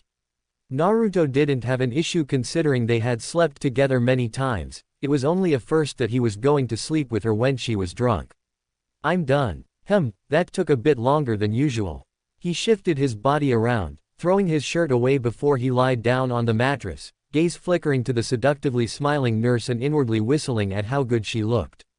Clad in a lacy blue bra and panties, Shizuka's, massive and milky, looked absolutely mouthwatering. Each shapely orb nearly the size of her own head and pressed together as they were, produced a delicious cleavage that seemingly had no end to it.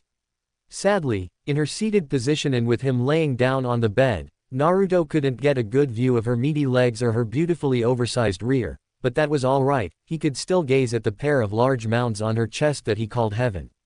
Enjoying the view? Shizuka asked with a light laugh, wobbling her chest for his viewing pleasure. Naruto grinned. I am. Good. Shizuka giggled as she grabbed the blanket before she lied down and snuggled up to him, laying her head on his upper chest while covering their form with the bedspread. Unable to resist, he wrapped one arm around her, nearly sighing contentedly as Shizuka happily leaned further into his embrace. Thinking about how the entire day had gone, he peered down and breathed in relief. He had lucked out when hundreds of thousands hadn't. I don't know what I would have done if something happened to you. Naruto lightly dug his fingers through her hair. I know what you mean. Shizuka quietly admitted, her seductive persona momentarily foregone. I was so scared that something might have happened to you that I just didn't care about what happened to anyone else. It's heartless of me to say this, but anyone could have hiccup. D died and it wouldn't have mattered to me. Naruto blinked in surprise. Really? He felt her nod. Remember how a few months ago on my birthday, you said that I was the most precious person in your world? I do, and that hasn't and never will change. He declared earnestly. Shizuka smiled softly, butterflies flying in her stomach at his sweet words. She raised her head, cheeks flushed from intoxication as she met his eyes. I feel the same way, you're the most precious person in my world too, now and hiccup. Forever. Naruto returned her soft smile with one of his own, heart drumming happily in his chest as he gazed at her hazel pools for eyes, filled to the brim with boundless affection. Only one thought flashed through his head. Oh dear God, I'm hopelessly in love with this woman. Chapter 4. It wasn't something he did often. Pretending to be asleep when he was secretly awake. Even more so when Naruto included the particular detail that his head was lying down on Shizuka's lap and that said nurse was caressing him. It was somewhere around 9 to 10 in the morning when Naruto had witnessed Shizuka begin to wake up from her slumber, perhaps a little deceitful, but the male blonde wanted to know how she'd react and feel about his presence after the events of yesterday. And so, he allowed her to think that he was still asleep as she quietly left to brush her teeth and wash her face before returning, and to his surprise, softly adjusted him around till she was comfortably sitting on the bed with his head resting on her thighs. Now him resting his head on her lap was nothing new, but what was new was the set of fingers running their way through his head, the nails gently getting dragged across his skin before she pulled them back only to repeat the process over and over. Shizuka began to hum, a soothing melody that helped ease his senses, quenching any unconscious worry or fear that he held deep down. Even if Naruto tried his best not to, his own body relaxed of its own accord as Shizuka's voice tainted the whole room with its serenity. Then with seamless transition, the digits going through his hair shifted before arriving at his face, her index and middle finger tracing the outer lines of his face and jaw with utmost care. Caressing his features with unbridled curiosity. Eventually, her exploring took her to a place that had Naruto quite putty in her hands, thumbs located on the whisker marks inscribed on his cheeks before she rubbed over them. The very sensation was like a tranquilizer. It was as though the very concept of sleep took on a physical form, clutching at his ankles and pulling him down into an ocean of drowsiness that threatened to overload his nerve receptors. Shizuka sighed quietly, a soft sound of contentment as she held the face of her most precious person in her palms.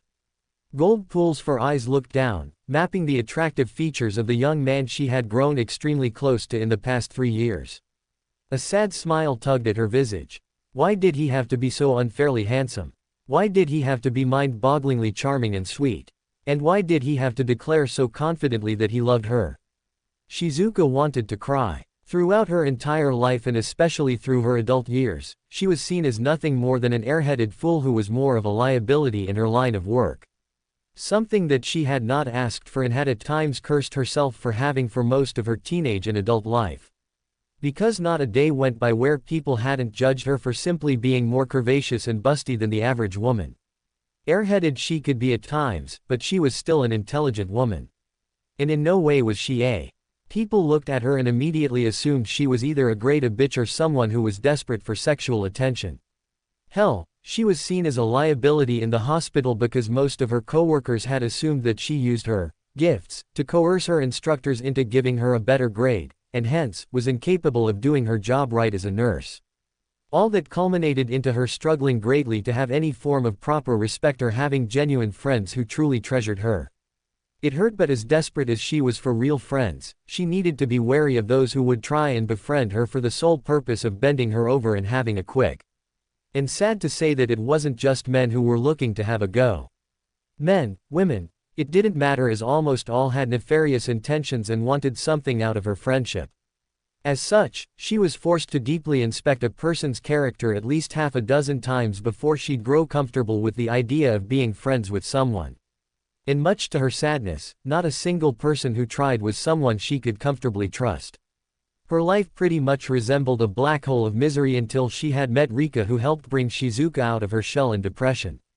Rika, who had bumped into a weeping Shizuka 5 years back, was an empathetic woman who faced nearly identical circumstances to the one that the blonde nurse faced daily. Only, she managed to earn the respect of her colleagues after beating up a few of her nasty coworkers. And so, Rika and Shizuka had instantly befriended one another before allowing time to bring them from wary but much needed friends to sisters in everything but blood. That was why Shizuka treasured Rika, because whenever Shizuka looked herself into the mirror, no longer did the lifeless hazel eyes of a dead woman gazed back into her. Instead, to her delight, she saw someone brimming with youth and happiness. Would she have minded if she had more friends like Rika? Kind, compassionate, cool, genuine. No, she certainly would not have minded, but after everything she had experienced, Shizuka was content with even one true friend in her life. So, one could imagine her shock when she had by chance come across another pair of lifeless eyes 3 years ago, this time belonging to a 17-year-old teen who seemed to be in even more pain than she was. Her heart cried out for the anguish that he was no doubt put through, even more so when she learned of what difficulties he had possessed. No family, no friends, no financial support of any kind. She had to help Naruto, be there for him like how Rika was there for her. Only, Shizuka hadn't expected to have grown so close to him after he had finally begun to open up to her in the 10 months they had lived together. Nor did she expect that he would surprise her with his enrollment in the academy after 2 months of him being nothing more than a ghost. And of course, she hadn't expected that the silly oaf would bring her a different kind of flower every day for the next 2 years after his enrollment, before always proclaiming, word for word, how, the most beautiful woman in the world deserves to have her beauty appreciated. Shizuka giggled and shook her head, gazing at the sleeping man in her lap with adoration. The first day they had seen each other again was one of the happiest days of her life. She remembered blushing, badly, at his declaration. For all of Shizuka's physical and otherworldly appeal, no one had ever done something so sweet for her. And then Naruto had to take it a step further by confessing on the first day they had seen each other again after 2 months of absolute silence, that he thinks that she was also the most beautiful woman in heart and soul. A declaration that left her breathless. It didn't help that the words spoken to her were said with such sincerity and from someone she deeply cared about. Just thinking about it made Shizuka want to cry. Romance was not exactly something that was on the forefront of her mind, but she did think about the concept quite a bit. Always imagining that it would be an older man who she would fall in love with and would sweep her off her feet. Never had she ever imagined that she would fall in love with Naruto. Her student. A young man who was 7 years younger than her. And yet she had. Though Shizuka blamed it entirely on him. How was she supposed to not feel any bit of attraction for Naruto when his face was the epitome of handsome and he possessed a body so undeniably manly that she couldn't help but secretly lust for him? Worse yet, how was she supposed to not fall for him when he always made her feel so beautiful inside and out, and constantly brought her flowers, food, gifts, and always took care of her whenever she was feeling down or sick or tired? He was basically the man of her life at that point, and Shizuka had long since fallen in love with him for it. Brushing a thumb over the right edge of his lips, the sad smile on her lips became even more melancholic. As indescribably happy as she was to hear Naruto proclaim that he loved her, Shizuka didn't know if they could make a romantic relationship between them work. Him being her student and someone who was 7 years younger than her prevented the nurse from trying to have a relationship with him at the time, knowing that society would scorn their bond and would viciously ruin her dreams of becoming a doctor.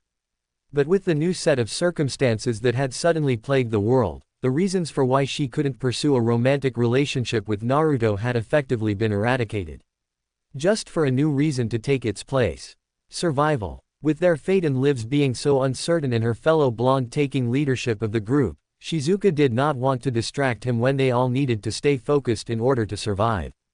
But, now that she had a chance, Shizuka desperately wished to be in his embrace, to know the taste of his lips. After suppressing her feelings to the point that it hurt, she couldn't stomach the idea of not knowing his affection, especially when they might not even live to see the next day.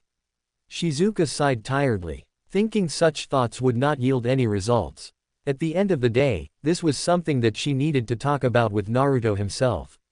Another thing to add to the long list of discussions that she needed to have with him. Just thinky, aha rghghh. A scream startled her and Shizuka whirled towards the direction of the door, eyes wide with bafflement as that sounded like Takashi's voice. Though it was hard to tell considering how distorted a voice was when screaming.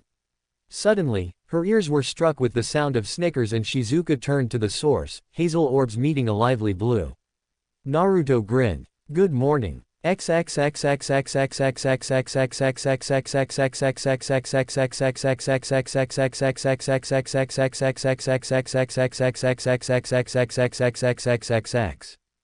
was perhaps the most awkward breakfast in the history of breakfast. Or at the very least, one of the most awkward.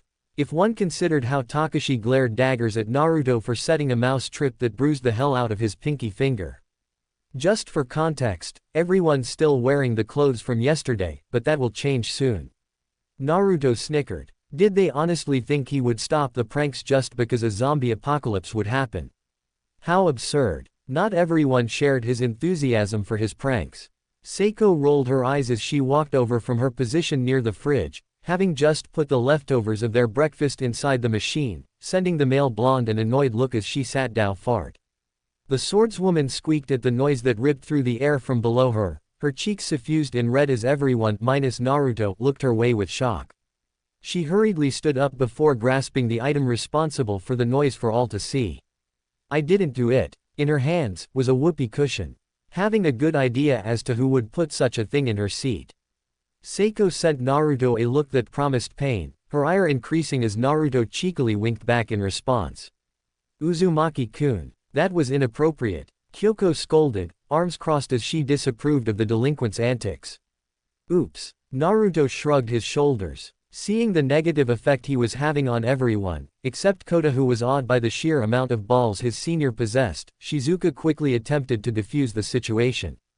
Please forgive him, Hayashi-sensei, Busujima-chan, Kamuro-kun. I will be sure to talk some sense into him. Talk sense into me. The ex-shinobi grunted and shook his head comically.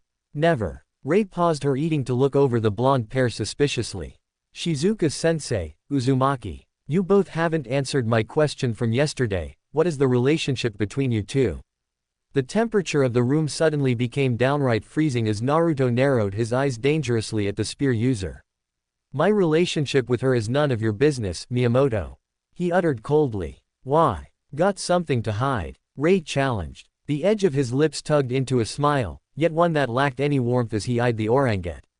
Try find out, see where that leads you. Maybe enough. Shizuka interrupted firmly, actually glaring at Rei.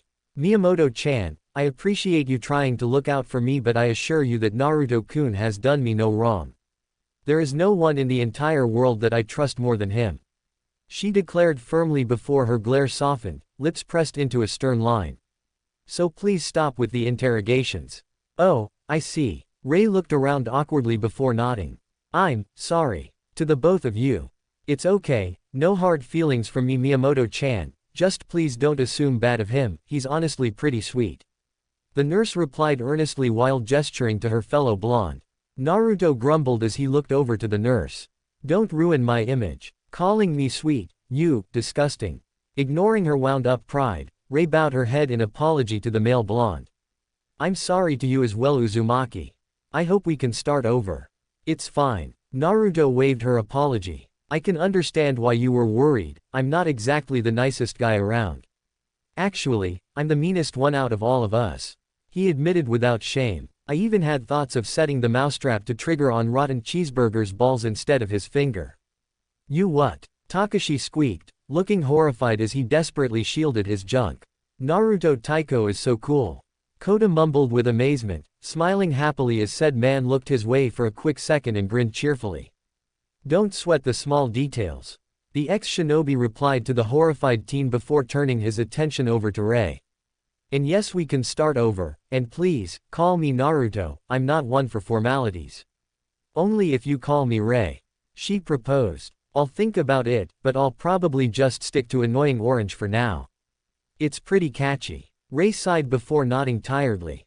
At least they were cordial. Marikawa-sensei, I meant to ask earlier but where did you sleep this morning? I didn't find you with us. Kyoko inquired, a curious gleam resting in her gaze. Oh, I was sleeping with Naruto-kun. She declared with a bright smile, oblivious to the grin that appeared on Naruto's features. Blushes erupted on everyone's visage as they stared at the duo. Rei and Kota in particular started steaming as their imagination kicked into overdrive. Looking at all the pink and red-tinted cheeks of her fellow survivors, Shizuka took a moment to comprehend the sudden development before her mind finally caught up with the double meaning of her words. It's not like that. We only slept is all. Kyoko coughed, embarrassed. What you do with your spare tea time is none of my business Marikawa-sensei. But I must remind you that a relationship with a student, even if he's 20 years old, is highly inappropriate and unacceptable. It doesn't matter now, Kyoko-sensei. Saya finally spoke up for the first time since they sat down, gaining everyone's attention. Shizuka especially paid close attention, eyes flickering to her fellow blonde before they returned to the Pinkett. With the current state of the world, Japan and every other country won't be recovering for at least the next few decades, if they even do. Something as trivial as a teacher being in a relationship with a student won't be of any importance to the eyes of any survivor. Besides, we're no longer students or teachers, survivors is what we all are now. Saya added. Her grave words returned the tension that clung to them from yesterday, the gravity sinking into all as their life as they knew it was over. What you say is true, we are survivors. Naruto spoke, shifting everyone's attention to him. But that doesn't mean that that is all we are. Some of us are sons or daughters, siblings, friends, lovers, to someone else. Maybe not from this group, but it doesn't change the fact that we are more than just survivors. A positive welled up in everyone's chest, even Saya couldn't help but smile slightly. Standing up, Naruto took his time eyeing everyone, gaze switching from one individual to another. Look, I'm an equal opportunist bully, but I'm most certainly not, whether it's ideal or not, we're all in this together and that means I will protect you all. Just as I will help you guys in finding your family and friends. This I promise. The tension in the room promptly dissipated, everyone now feeling much more relaxed. One hand shot up in the air. Naruto blinked at the sight. What is it, Gunner? Taiko, I know it doesn't really matter, but what's the difference between an equal opportunist bully? Aren't they the same thing? Such a question piqued everyone's curiosity as they gazed expectantly at the fuming blonde. Of course it isn't. Naruto thundered. Someone who feels no remorse as they do something very despicable to you and a select few others. An equal opportunist bully on the other hand who targets everyone and is also not too much of a compared to the average. Does that make sense? Hi. Koda instantly agreed. Shizuka suppressed a smile as everyone else looked at the blonde with exasperated looks. Moving on. Naruto's countenance turned serious. We need to figure out a game plan. We discussed searching for family and friends, but who is closest around here? And who has family or friends that are in need of searching? 3 hands shot in the air. Howler Monkey, Rotten Cheeseburger, and Annoying Orange, that's it. He blinked in surprise before his gaze filtered to the remaining members excluding Shizuka. What about you, Gunner, Saeko-chan, Kyoko-chan? Saeko smiled coldly. The only family I have is my father. He's a master swordsman and can take care of himself. My parents and grandparents are out of the country, and we don't really keep in contact. Koda answered with a nervous smile. And I don't have any living family, my parents passed away a few years ago and I don't have any relatives. As for friends, most of them were back in the academy. Kyoko smiled sadly. I see. Naruto allowed a long moment of silence to reign before he turned to the 3 from earlier. And coming back to you 3, whose home is the closest of you guys? That would be mine, Saya answered. Then that's where we'll be heading. Tomorrow. Tomorrow. Takashi repeated, eyes narrowing in confusion. Everyone else shared his confusion as they gazed at the leader. Why tomorrow? When we can leave right now or in an hour? Rei stated, her eyes boring holes into the blonde with the sheer intensity of her gaze. Saya crossed her arms and glared at Naruto. The more time we waste, the more likely we are to lose our family to them. You all make a good point. But there is something you all seem to be forgetting. Naruto eyed them evenly. And that is that we're all still in shock. One night of sleep won't change the fact that our world was just flipped upside down in less than 24 hours ago. We need time to process all that. He crossed his arms. Just as we need to make sure we're properly prepared for our journey, that means stocking up our food, water, and medical supplies, making sure that any wounds are treated. We need to be 100% ready or the only thing we'll accomplish is in killing ourselves. We also need to make this place defensible in case we choose to return here, and that is most certainly a possibility. Naruto added, we can't rush into danger because even if we theoretically accomplish the goal of the day, we would be inadequately prepared for what comes next. He sighed before giving them all an apologetic look. I know it's not ideal, far from it actually, but if we are to survive, it doesn't just mean that we work together in a group, but also work properly and safely. Silence reigned in the kitchen before everyone slowly nodded in agreement, seeing the logic behind Naruto's reasoning. Uncrossing his arms, he sent them a bright grin to help alleviate their worries. In the meantime, play some video games, have some cheesecake in the fridge or go do your hair or something, take time to be relaxed and well rested, because we leave at dawn. Everyone smiled or nodded before they began to leave one by one. Naruto stood up and was about to do the same before he felt a hand gently clutch at his wrist. He looked over his shoulder and was blessed with the view of the heavenly nurse smiling softly at him. "Hello, gorgeous," he greeted charmingly. Shizuka giggled, playfully swatting the man's chest. "Oh hush you, when will you ever stop showering me with compliments?" He grinned and playfully contemplated the question. Probably never. You're incorrigible, Naruto-kun. Hey. Naruto gave her a faux annoyed look. Do you know what you're asking of me? You're asking me to stop complimenting the woman I love. Shizuka stomped on his foot much to his agony, a huge explosion of red erupting on her cheeks and spreading to the tip of her ears. Baka, didn't I say that that is not something you can say so casually? Well yeah, but, the ex-shinobi pouted. It's not easy. Try as she might to control her rampaging feelings, Shizuka was helpless to stop the avalanche of bliss and happiness from entering her heart at his confession.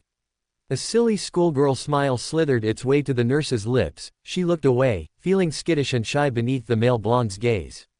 It's okay, I don't mind too much. Tell that to the foot you're stomping on.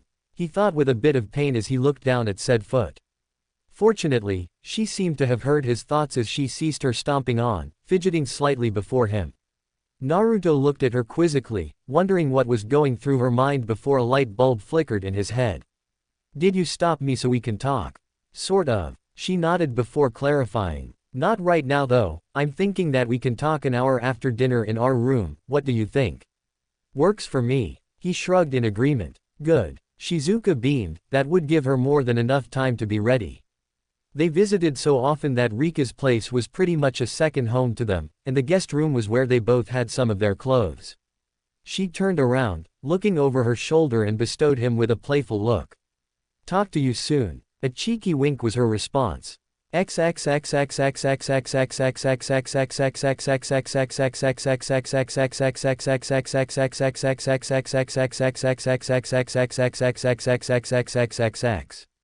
Time skip. 1 hour after dinner. Opening the door to the room that was pretty much his and Shizuka's, Naruto walked in, closing the door behind him before he lazily strolled over to the king-sized mattress. The blonde was outfitted in a plain, short-sleeved black shirt that hugged his torso well. The fabric, especially in the middle of his chest, were stretched nearly to their limit in order to accommodate the width of the ex-shinobi's broad shoulders. Feeling adventurous, Naruto also wore unique pajama bottoms that were a bit loose on the lower half of his body. Logos of living bananas with eyes and lips, and smiling brightly, were imprinted all over the garb. Saying that people did a double take when they saw him was putting it lightly. Not exactly the most conventional of clothes put together, but Naruto hardly cared. Right now only one thing was on his mind. After a delicious dinner, everyone had gone to do their own thing. Most of the girls had opted for lazing around in the lounge and kitchen area while Takashi and Kota were in Rika's room, scouting over the balcony and just chilling. The only one who he couldn't seem to find was Shizuka, but that was to be expected since they had agreed to meet and discuss in their room. Sitting on the bed, he looked around curiously, not finding a single hint of the one who demanded his presence. His gaze then trailed over to the second bathroom connected to this very room, and Naruto had a pretty good idea of where his favorite nurse was. Guess I'm waiting, he hummed in thought. It was 2 minutes in when Naruto heard the noise of the doorknob twisting. He rallied his attention there, waiting, expectant. What emerged once the door flew open would forever be etched into his memories. Blessed with a figure that could only belong to a fertility goddess, Shizuka always turned heads and eyes her way, a fact that Naruto was well aware of as he too couldn't help but be drawn into her physical appeal. Add in that divinely beautiful face and one could easily argue that Shizuka Marikawa was in actuality the goddess Aphrodite who descended from Olympus. It wasn't often that Shizuka spoiled herself and deliberately tried to look good. But when she did, she always made sure to execute the look perfectly. As she walked over, a small smile plucked at her lips as she noted Naruto's astonished gaze. Going over the top and dressing like a supermodel was a definite no-go since they were only having a long talk but just a talk nonetheless. Hence, the key was to look good without making it seem like she was trying to look good. Being subtle was the objective. Shizuka had to make it look like she barely put hours into looking flawless when she actually did. Long tresses of silky, sun-kissed blonde hair were combed to perfection as they swayed alongside her hips, eyelashes dolled up a tad bit as they fluttered playfully at the male blonde. Her plump pillowy lips, the source of many men's admiration and lust, naturally doused in pink, was given an extra subtle gloss that made her lips look all the more appetizing to kiss. Dressed in a simple pink one-shoulder piece crop top that heavily protruded outward because of her massives, Shizuka showed a lot of skin as her trim belly, lithe arms, her collarbone and parts of her chest were exposed to his viewing gaze. Naruto always knew that Shizukas were insane, but it never failed to awe him whenever he caught a glimpse of those huge tits that surpassed even Tsunade's pair in both their size and shape. Her mountains of soft, pillowy pale cleavage was exposed to his astonished gaze, hers jiggling so much that they looked like they were ready to fall over her crop top. Gaze drifting down, Naruto nearly let his jaw drop as his eyes flickered over to Shizuka's lower body clad in simple light blue leggings that snugly fit her waist while practically hugging her lower body like a second skin. Her delicate waist was something of a point of envy to other women. That was of course, before their eyes went wide in astonishment, much like Naruto himself, as that dainty waist then curved outward into a set of sinfully wide hips that matched the width of Naruto's broad shoulders. Her thighs were criminally thick, so large in their circumference that any passionate Street Fighter fan would declare that her thighs were the same size as Chun-Li's. Only where Chun-Li had a muscular set of thighs that could snap a tree in half, Shizuka's pair of thighs were the ones that were all fat with hardly any muscle. They were meaty and jiggly, yet their shape was mesmerizing and they were incredibly soft to touch. A dream haven for thigh lovers. Those huge thighs shrunk as his gaze descended, eventually forming into a pair of exquisite calves. In short, she pulled off the classic yet normal gym girl look, except being more thick and soft than taut. The only thing Naruto rude as Shizuka elegantly strutted to him was that he hadn't gotten a glimpse of arguably her best asset. What he wouldn't give to get a look. Stopping once she was close enough, Shizuka sat next to the man she loved before tossing him a small smile.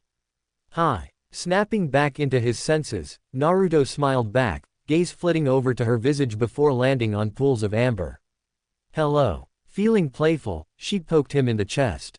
All right, mister. You and I are going to have a long conversation. About your butt, he playfully chimed in. Shizuka nearly blushed, he really needed to learn to stop being so shameless. Among other things, such as, his eyes were curious, probing, yet gentle, add in the whisker marks and funnily enough to the nurse, Naruto looked like a cute house cat.